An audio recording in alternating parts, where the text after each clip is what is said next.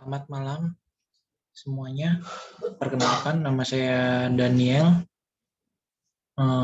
Saya kuliah di Mercu Buana, Fakultas Ilmu Komputer Teknik Informatika.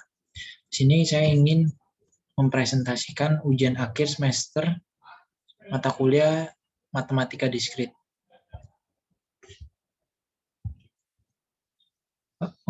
Pembahasannya di sini yang pertama ada grafik shortcut algoritma DFS dan BFS. Yang kedua, menentukan agency list. Yang ketiga, menentukan not yang diperoleh untuk masing-masing algoritma. Nah, di sini yang pertama saya ingin menjelaskan apa itu DFS. Pengertian DFS sendiri yaitu salah satu algoritma penelusuran struktur graf atau pohon berdasarkan kedalaman. Simpul ditelusuri dari root kemudian ke salah satu simpul anaknya. Misalnya prioritas penelusuran berdasarkan anak pertama atau simpul sebelah kiri. Maka penelusuran dilakukan terus melalui simpul anak pertama dari simpul anak pertama level sebelumnya hingga mencapai level terdalam. Nah, untuk BFS sendiri, di sini penjelasannya adalah algoritma yang melakukan pencarian secara melebar yang mengunjungi simpul secara pre-order, yaitu mengunjungi suatu simpul, kemudian mengunjungi semua simpul yang bertetanggaan dengan simpul tersebut. Selanjutnya, simpul yang belum dikunjungi dan bertetanggaan dengan simpul-simpul yang tadi dikunjungi, demikian seterusnya. Jika graf berbentuk pohon berakar, maka semua simpul pada aras dikunjungi lebih dahulu, sebelum simpul-simpul pada level selanjutnya. Cara kerja algoritma DFS sendiri, biasanya simpul anak yang telah dikunjungi disimpan dalam suatu antrian. Nah, antrian ini digunakan untuk mengacu simpul-simpul yang bertetanggaan dengan yang akan dikunjunginya. Nah, di sini terdapat peta, suatu peta. Nah, yang pertama diminta untuk menentukan grafik shortest path-nya. Di sini saya sudah mendapatkan ada tabel DFS dan BFS. Nah, yang pertama untuk stack-nya, saya start mulai dari Wonogiri. Di Wonogiri dieksekusi masuk ke dalam antri vertex, lalu di dalam vertex Wonogiri terdapat Sukoharjo. Nah, Sukoharjo dieksekusi, dimasukkan ke dalam vertex, masuk ke Sukoharjo.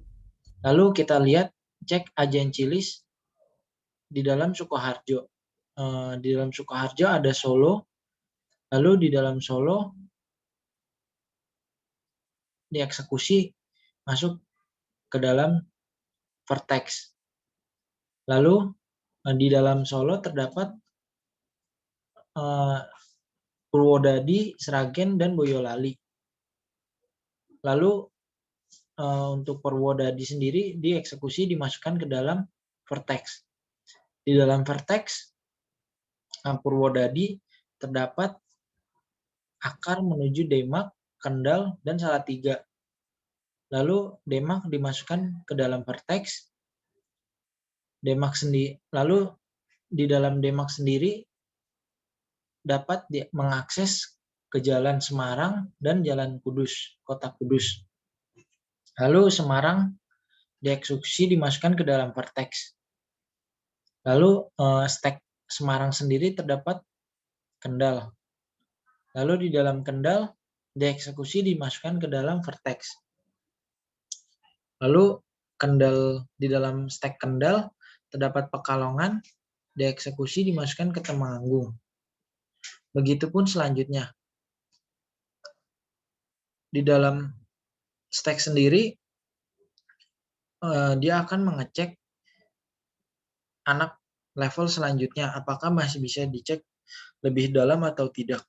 Jika misalkan sudah tidak ada yang lebih dalam, dia akan mengecek ke sebelahnya, level di atas level sebelumnya dan sebelahnya. Nah, untuk BFS, dia akan menentukan jalan ketiga jalan yang terdekat, bukan mengecek kedalamannya. Nah, contoh di dalam Wonogiri, antrian Wonogiri terdapat vertex Wonogiri. Lalu Sukoharjo terdapat Sukoharjo. Untuk Solo, di dalam queue Solo, antrian Solo terdapat ada Solo dan Wonogiri. Lalu eksekusi Solo. Di dalam queue Solo terdapat Purwodadi, Sragen, dan Boyolali. Dieksekusi dimasukkan ke dalam vertex Purwodadi. Lalu di dalam Purwodadi terdapat Sragen. Di dalam Sragen, Boyolali. Di dalam Sragen terdapat Boyolali, Wonosobo, dan Temanggung. Begitupun seterusnya. Selanjutnya, saya akan menjelaskan agency list.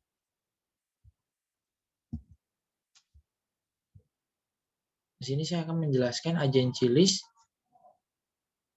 yang terdapat di peta di awal.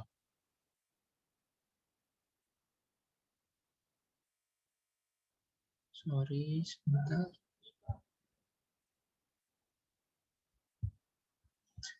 Di dalam kota Wonogiri terdapat Sukoharjo. Dari Sukoharjo kita dapat melalui Solo dan Wonogiri.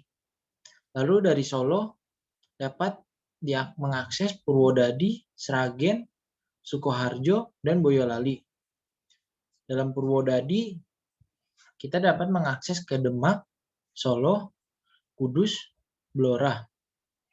Lalu kota Demak kita dapat pergi ke Semarang, Purwodadi, dan Kudus.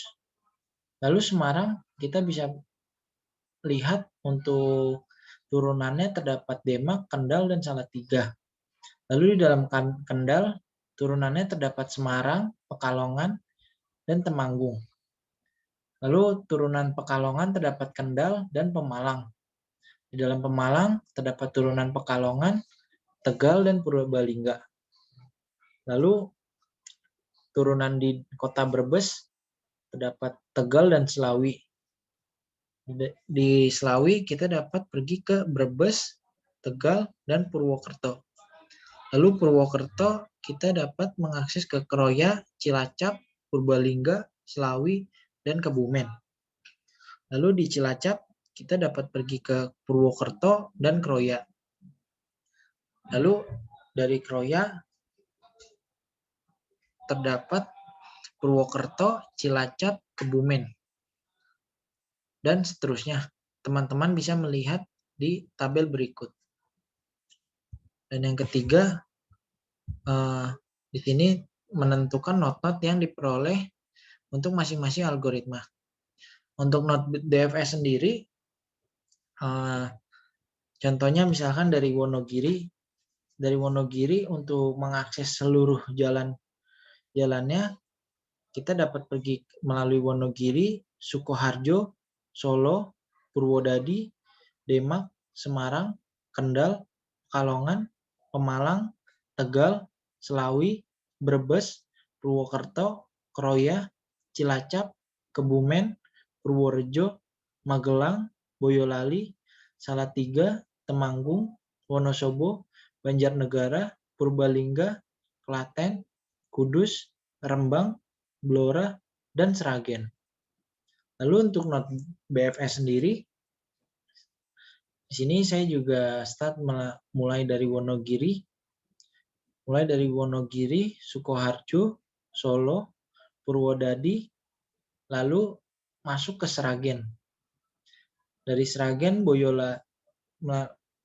pindah ke Boyolali, Demak, Kudus, Blora, Magelang, Salatiga, Klaten, Semarang, Rembang, Purworejo, Wonosobo, Temanggung, Kendal, Kebumen, Banjarnegara, Pekalongan, Purwokerto, Kroya, Purbalingga, Pemalang, Cilacap, Slawi, Tegal, dan Brebes. Nah, sekian dari saya. Cukup itu saja yang bisa saya sampaikan. Mohon maaf bila ada salah kata. Selamat malam.